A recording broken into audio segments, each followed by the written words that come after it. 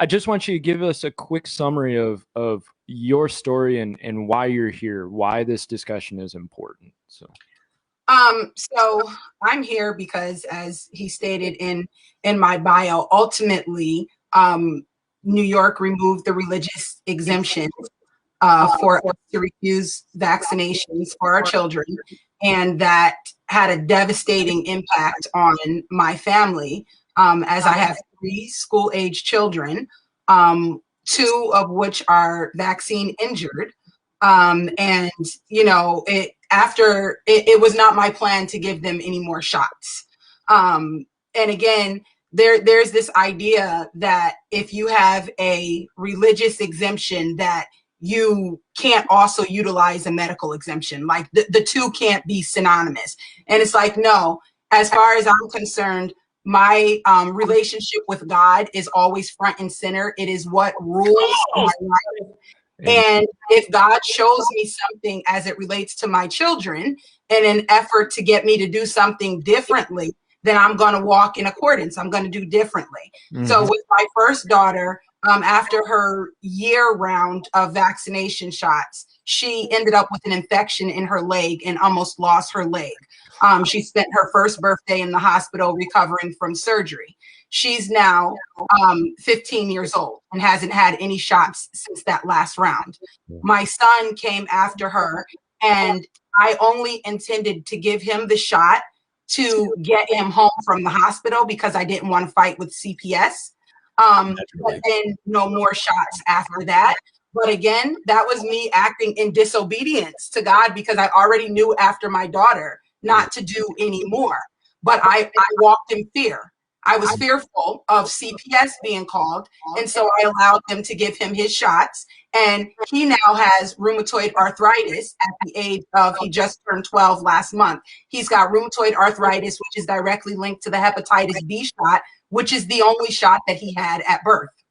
So then with my third child, I was like, God, I hear you loud and clear, because my son doesn't only have arthritis. He also has a chronic tic disorder. He has other prominent health issues that he's had since he was little, that I knew was directly linked to that.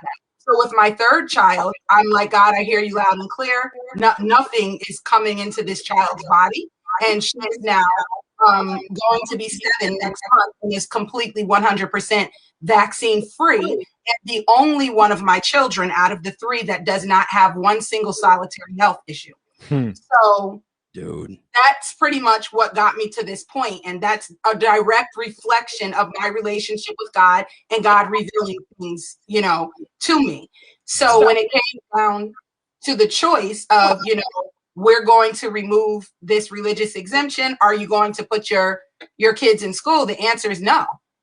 No, I'm not going to do it regardless of what you do. It's not going to change how I walk, because I walk based according to how God tells me to move.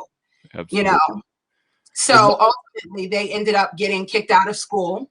And because New York is following suit in California, once they removed religious exemptions, then it became extremely difficult to get medical exemptions. So then even the children who were on medical exemptions were removed from their medical exemptions and no longer allowed access to school. My son has, as I said, rheumatoid arthritis, which is an autoinflammatory disease.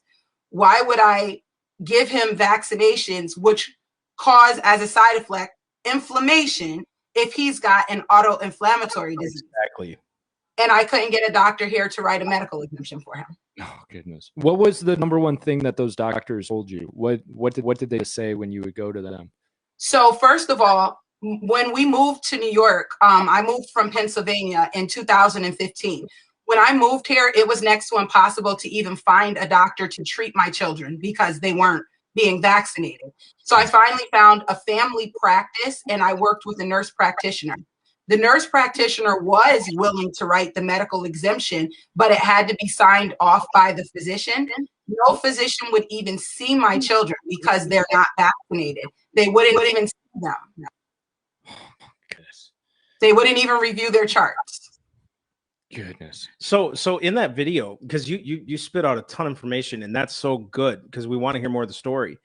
But what did I hear right, that when you refused and when the kids were kicked out of school, you have an open CPS case right now? Am I right about this? It's closed now, but yes, that's ultimately what ended up happening, because as far as I was concerned, I was not removing my children from school. Now, you have to understand, I had homeschooled my children before. My children have been mostly homeschooled because I was in a position to where I could do that. Right. In 2018, all of that changed. My New York State changed the position that I did. I was no longer allowed to work from home with the flexible schedule that I had. I now had to go into an office. So we specifically picked up my family, moved to what we considered to be a better school district, which cost more money to live in, to send my kids to school. You know, so we now get here. I'm ready to send them to school. And now they're saying, hey, they can't go to school because they don't have vaccines. So I went ahead and enrolled them anyway, knowing that, you know, there was the threat of getting them kicked out, of them being kicked out, but hoping that I would be able to get a medical exemption because of our family history and my kids' current health issues. And with that being said, you know, they would not, like I said, I could not get a medical exemption. So ultimately, they wanted to kick my kids out of school. I told them they had to kick my kids out of school. I wasn't pulling them out of school. I wasn't going to sign what they were considering to be intent to homeschool, because my intent was to have my kids use their constitutional right to be educated in the same school district as all of the rest of the kids.